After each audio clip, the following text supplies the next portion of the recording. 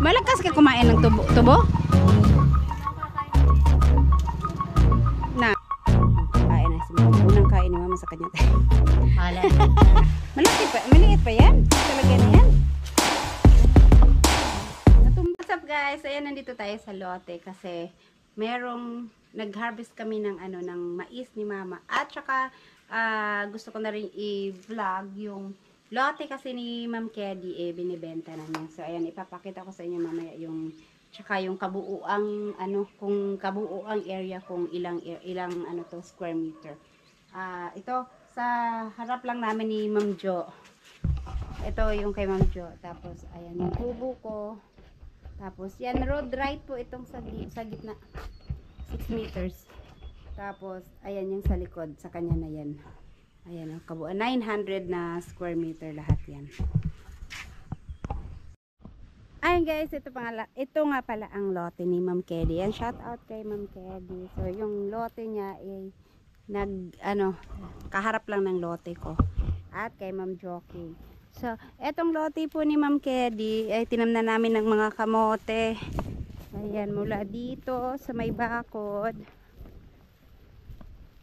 Katabing, naging daan na to dito. Ginawa na, sana kala ko ahas. Yan, mula dyan sa may bakod na ang dami ng bunga yung saging ni Nunoy Marilo. Oh, ang lalaki. Tapos, mula dyan hanggang doon sa may Lanzones, yung may malinis na area doon, hanggang doon na banda, yung may bakod din. 900 square meter po lahat ito ay binibenta po ni Ma'am Kedy. So yun, baka may gusto pong bumili. Maano lang ngayon, madumi lang kasi sabi ni Mama, aararuhin niya kasi dahil may mga kamote ditong tanim para makita yung mga isprehan sana namin, kaso lang yung mga kasi yung mga kamote baka masira din yung laman, kung may laman man sayang, kung hindi naman mapakinabangan yung mga kamote, kaya nantay-antay lang namin. Tapos pagka iararuhin para malinisan at pag tumubo ulit yung mga damo ay isprehan na lang kasi ito matataas na yung mga damo niya. Pero banda dun sa may Lanzones wala masyadong damo kasi may dahon. Ganoon pala yun pag may mga dahon sa baba. Hindi siya masyadong natutubuan ng damo. Etong dito lang marami. Pero pag naararon, malinis na to ulit. At saka hindi na to mahirap linisin kasi ginawa tong garden, may mga kamote, kaya lahat ng mga damo-damo dito, mga kahoy. Yung unang linis dito noon, ang napakahirap kasi ang daming kahoy. Tapos marami siyang mga malalaking kailangan tanggalin. Eto, konting linis lang.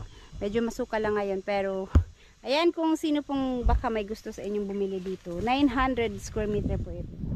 At just PM me Jessica Perez. Ayun. Hindi na lang ako papunta dun sa dulo. Basta yung doon sa may dulo. Ito yung lawak niya. Ayan. Hanggang doon. Sa may bako din na karugtong doon kay JR Sikosana. Yung may Lanzones doon. Etong dito kasi road right, 6 meters ang road right nito. Malawak.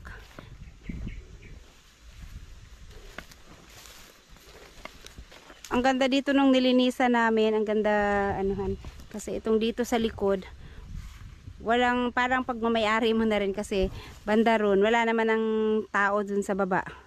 Wala masyadong, ilang unit lang yan nandyan sa likod. So kayo lang, tayo lang yung dadaan dito sa likod.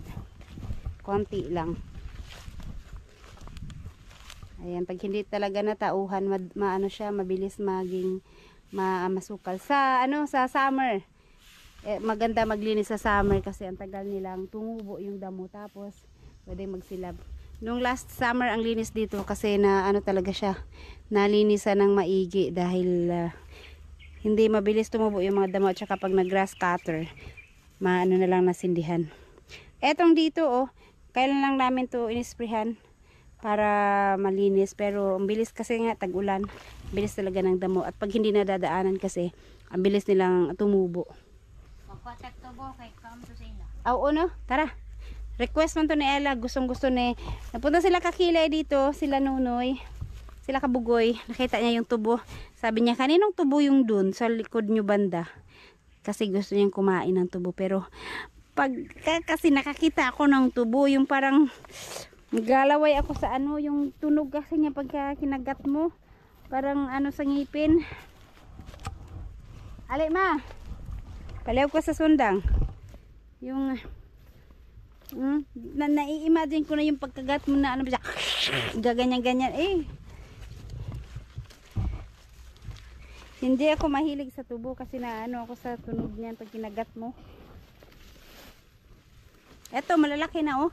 Tinanim ni mama ganitong kulay kasi ano daw to, gamot. Kaya yung pula ang tinanim niya.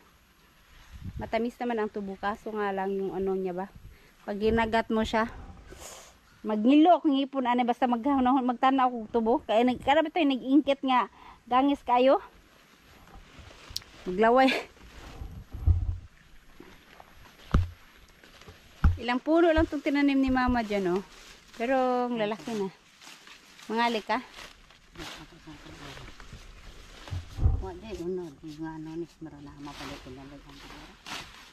Ganun talaga yun dati, diba? Pero pagka nung inararo mo nga, marami ka nakuha, eh. May makukuha pa dyan.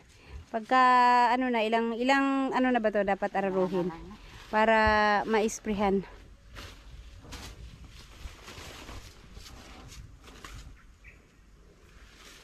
Ayaw lang po daghana kayo ma kay pila ra kaon.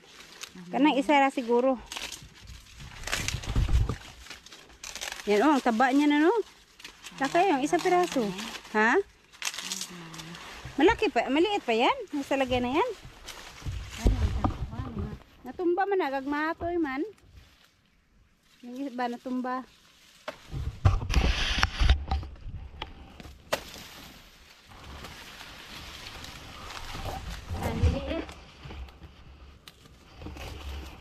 Kahit isa lang o dalawa kasi si Ella lang kakain.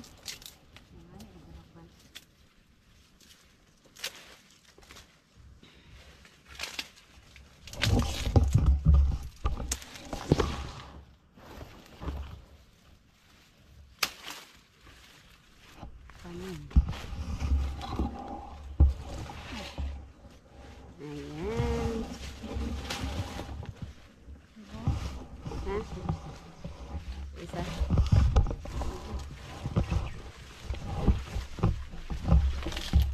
Ano, laki no?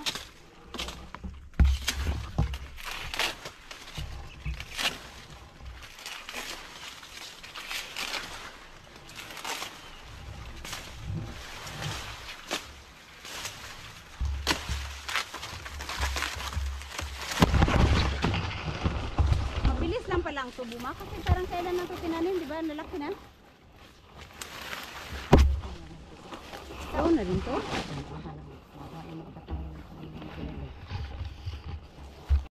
Ayan guys, dalawa lang yung kinuha ni mama kasi Ella lang kakain yan eh. Kami hindi kami mahilig yan. Ako lalo na ako talaga ayoko niyan. Pero masarap ang sabaw niyan, ay yung juice. Pero yung angat-gatin mo siya na ano kasi yung pag kinagat mo siya ba, gangis kayo. Ayan, at saka may mga gabi pa dito oh. Pero ano na to, mga bata pa na gabi to. So ayan, kung may gustong bumili, may mga konting tanim lang naman dito. Konti lang, mga gabi, doon, kanaka, tsaka yung, may mga ano din to, tanim na prutas doon sa kabila. Lansones, rambutan, bayabas, oh may bayabas yun.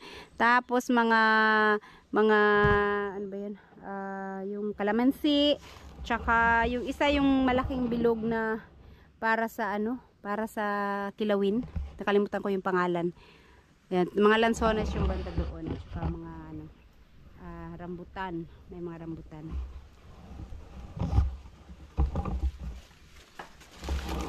Ayan, at babalik na ako sa aming kubo.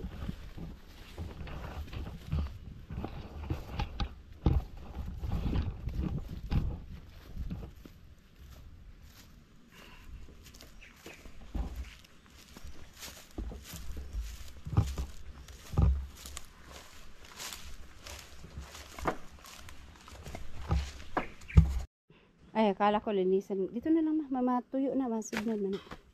Para may panggatong. Oh, kakain na si mama. Unang kain ni mama sa kanya. Malay. Wala kaya mo. Sige. Siyempre ikaw ang ano eh. Tamis? Tamis? Yun ba? Yung pag kinagat mo ganyan ba? Yun ang ano sa... Mangilo, dyan ako ngipon magtanawa ng naaba. Tamis kayo? Tambal maguni sa kuan kanang Sa? ang maapos ang apdo. O kasi nga matamis. Sugar eh. Yan. Nakatikim na rin si Cute Lola ng kanyang tanim. Ito ang liit. Ito malaki. Ayan na yung ano, yung tubo ni mama. Ibigay niya kay ano. Maubos mo yan? Isang ganyan? Ang carry ko. Carry ko. Ayaw niya. Carry ko. Ayan o. Maubos mo yan, Ella. Ha? Malakas ka kumain ng tubo? Tubo? Ang laki niyan. Ubusin mo yan. Ha? Ganyan ka. Ano sila? Ayun, ganyan lang? Oh? Kaya nga.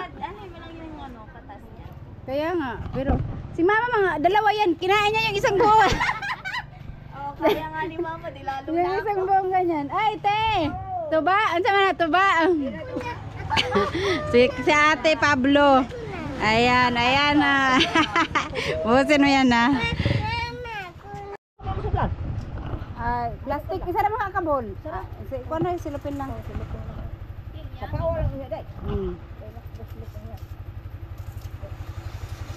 Kana mo palit ka sa atong kuan. Maitong ginola ko. Mao, mao Gamay ra di. kayo. Gamay ra. Kamay ra kaayo.